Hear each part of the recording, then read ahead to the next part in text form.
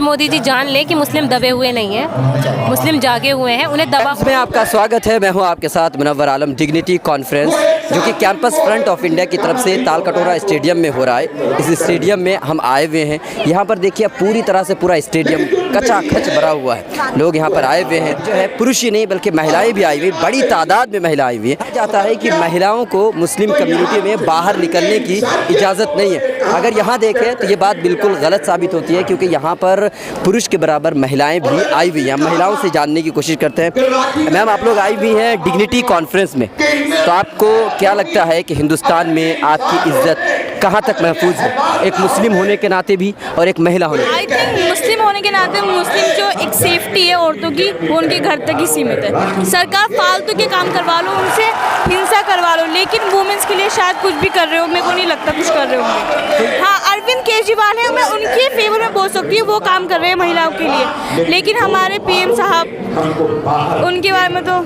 कुछ नहीं बोल सकते। क्यों आपको क्यों ऐसा लगता है कि ये मुसलमानों के साथ वो ज़्यादा कर रहा है? आपको लगता है ये? हम तो पीएम से ये कहना चाहते हैं अपनी सरकार से, हम जो हमारी गवर्नमेंट है, जो हमारे वजीर आजम है, हम उनसे ये बोलना चाहते हैं कि हमारे सेफ्टी की उनकी फिक्र करने की ज़रूरत नहीं है। सबसे पहली बात, वो हमारे फिक्र क्या करेगा जिन्हें अपना घर का फिक्र नहीं था। जो हमें उन्होंने गुजरात में दंगे करवाए, हम उनके ऊपर भरोसा कर सकते हैं? कभी नहीं कर सकते। वो आज कह रहे हैं हमारे बहनों को कि हम ट्रिपल तलाक से महफूज रखना चाहते हैं, या हम उन्हें इन चीज़ों से आज़ाद करना चाहते हैं, हम महिलाओं का सम्मान करते हैं। हमारा कोई सम्मान नहीं है। सरकार तो बोलती है ना कि ट्रिपल तलाक आप लोगों के लिए लेके आया, बेहतर ही है। आपको नहीं लगता बेहतर? नहीं, बिल्कुल नहीं। हमारे लिए तो नुकसान है। देखो, अगर एक बात बताइए हमें, जिसे सबसे पहले बात तो हमारा मुस्लिम में जो है ये तलाक के मसले में, मुझे नहीं लगता कि सारे लोग ऐसा है।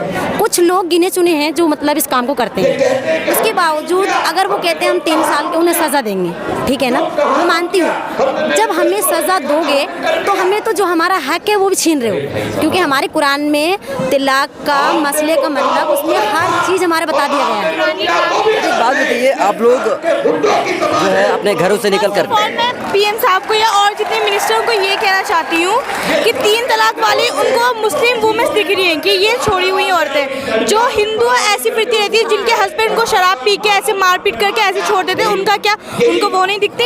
ये ज़रा सा बिल्कुल अन्याय है, बिल्कुल ज़्यादा। क्यों उन्हें कहते हैं? आपको लगता है क्यों कि सिर्फ मुसलमानों की बात करते हो? मैं किसी को अच्छा बुरा लगता है ना कि नहीं, हमें 5, 6, 7 साल हो गए मुस्लिम को ही टारगेट किया जा रहा है। बात है कि जब आप घर से निकल रहे थे तो आपको क्या घर वालों ने कभी कहा कि आप बाहर नहीं जा सकते? ये कहा जाता है कि मुस्लिम महिलाओं के लिए आज़ादी नहीं होती है। मैं इस पे कहना चाहूँगी कि एक सबसे मेन बात तो ये कि हमारे घर वाले कभी ये नहीं कहते कि आप बाहर क्यों जा रहे हो, कि वो आप गर्ल हो, आपको नहीं जाना चाहिए, अलाउ नहीं है, कभी नहीं। हमें फुल फ्रीडम मिली हुई है और हमें हमारे हक की लड़ाई के लिए भी फुल फ्रीडम है। हमें अपने हमारे राइट्स चाहिए, हमें हमारी चीज़ें चाहिए। जो हम एक नागरिक हैं इंडिया के, हम हिंदुस्तान के एक नागरिक हैं, हमें हमारी हर चीज़ दो भाई, हमें पूरी प्योरिटी चाहिए। हमारे देश के जो पीएम मोदी हैं, हमें उनसे तो कोई मतलब लगता ही नहीं है कि वो हमें कुछ दे सकते हैं।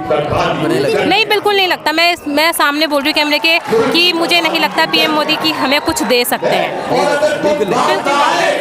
आपको लगता है ज़रूरी क्या प्रूफ है मोदी जी के पास कि हम यहाँ के नहीं हैं? क्यों वो हमसे प्रूफ मांग रहे हैं? वो हिंदू के साथ और भी तो कास्ट के लोग रहते हैं, उनसे क्यों नहीं मांगा जा रहा? हम लोग स्पेशल हैं कि हम लोगों से ये चीज़ मांगी जा रही है कि हम लोग अपनी आईडी प्रूफ दिखाएं, हर जगह जाएं, हम अपनी आईडी प्रूफ दिखाएं, हमारी हर चीज़ पे ऑप्शन उठाए जा रहे हैं।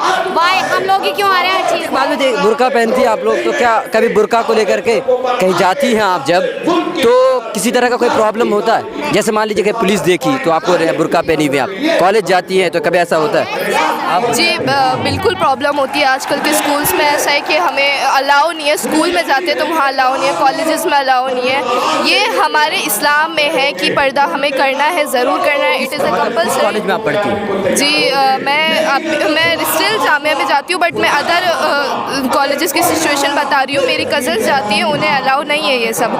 वहाँ पे ना बुर्का लगा सकती है, और बैंक में ये इसमें वो नहीं है, रिलीजियस नहीं है कि उसमें सिर्फ मुस्लिम जाएंगे या नॉन मुस्लिम जाएंगे, वहाँ पे भी ये चीज़ है। ये हमारे इस्लाम में ये इस राइट को कोई नहीं छीन। अब जब इस तरह से है, जैसे बुर्का पहनने से अगर कोई रोक रहा है, हालांकि हिंदुस्तान में ऐसा बहुत कम होता है, रोका नहीं जाता है, लेकिन अगर रोक रहा है तो आपको क्या लगता है कि आपके इस्लाम पर हमला है या दस्तूर हिंद पर, यानी कि कॉन्स्टिट्यूशन पर? क्या लगता है आपको? हमें तो ये लगता है कि हमारा पर्दा हटवाना चाहते हैं। क्या कराना चाहते हैं? हमारा पर्दा हटवाना चाहते हैं। इससे क्या फायदा होगा? उससे ये फायदा होगा ना कि इनकी कौम बेपर्दा हो जाएंगी। यही चाहती है मोदी। इस्लाम की मोदी सरकार जो उसके उसूल है वो सब चले जाएंगे। जो इस्लाम बताना चाहता है, सिखाना चाहता है, उसकी एक यही चीज़ है कि आप हमेशा मुस्लिम को टारगेट करो, चाहे वो 3 तलाक वाली बात हो या कश्मीर वाली बात हो। कश्मीर में मुस्लिम को डरा रखा है, वो सोच रहे हैं कि देश में जो और मुस्लिम है वो भी डर जाएंगे। तो ये सब की गलत फहमी है कि मतलब आप यहाँ पे आई हैं ये दिखाने के लिए कि हम यूनाइटेड हैं, यही ना? बिल्कुल, यही? बिल्कुल। आपको क्या लगता है, आप बताइए। जी मैं यहाँ खासकर इस वजह से आई हूँ क्योंकि मैं भी एक मुस्लिम लड़की हूँ। मेरा भी बाहर आना जाना है। मुझे ऐसा लगता है कि मुस्लिम गर्ल्स अभी सेफ़ नहीं है अकॉर्डिंग टू हमारी गवर्नमेंट। जैसे कि अब चल रहा है कि लड़कियों के लिए इतनी सेफ्टी हो रही है, मुस्लिम गर्ल्स तो कोई भी गर्ल महफूज नहीं है, कोई भी हो, ये तो बात है। कहना चाहती हूँ यहाँ पर आने की एक बहुत बड़ी वजह ये भी है कि मोदी जी जान ले कि मुस्लिम दबे हुए नहीं हैं, मुस्लिम जागे हुए हैं, उन्हें दबा हुआ ना समझें। अच्छा, मतलब ये जो आप तादाद दिखाना चाह रही हैं, इसका मतलब ये आप एक बार दिखा दीजिए। मैं अपने दोस्त से कहूँगा कि पूरे स्टेडियम की एक बार तस्वीर दिखा दी जाए कि कितने सारे लोग यहाँ पर आए हुए हैं। यहाँ पर सिर्फ पुरुष नहीं आए हैं बल्कि महिलाओं ने भी यहाँ पर आकर इस महफिल की रौनक बढ़ाई है। आप देख सकते हैं काफ़ी तादाद में महिलाएं आई हुई हैं। आगे जो कुर्सियाँ लगाई गई हैं उसमें सिर्फ महिलाएं हैं। यहाँ भी एक तरफ से पूरी महिलाएं हैं। ये पूरा हॉल भरा हुआ है, कचाकच भरा हुआ है। इसमें कॉन्स्टिट्यूशन है, हिंदुस्तान का एक आयन है, कॉन्स्टिट्यूशन है। आप उसे मानती है या नहीं मानती? मानते हैं, लेकिन वो हमारे इस्लाम के खिलाफ जा रहे हैं। अगर हमारे इस्लाम में लिखा हमारे है वो उसके खिलाफ क्यों जा रहे हैं? क्यों जा रहे हैं? समानता दी जाएगी। क्या लिखा आपने? कॉन्स्टिट्यूशन में ये लिखा हुआ है कि सब धर्मनिरपेक्षता जो एक वर्ड यूज किया गया है कि सभी धर्म को इक्वालिटी दी जाएगी, कोई ऊपर या नीचे नहीं होगा, किसी के साथ भेदभाव नहीं होगा। तो अब क्या हो रहा है? ये सब यही हो रहा है। पूरी तरह से साफ है कि यहाँ पर महिलाएं आई हैं, अपनी इज्जत के लिए आई हैं और अपनी हिफाजत के लिए आई हैं। सरकार से उन्हें सिर्फ यही कहना है कि किसी भी तरह से उसकी जान को, उसके नाम को और उसके मज़हब की वजह से बर्बाद ना किया जाए, उसकी हिफाजत मिले। हिंदुस्तान में हर मुसलमान को, या यूँ कह लीजिए कि हर मज़हब के मानने वालों को कानून के हिसाब से, दस्तूर के हिसाब से, कॉन्स्टिट्यूशन के हिसाब से एक जैसा बर्ताव करना किया जाए, चाहे वो कोई भी हो, कहीं से भी हो।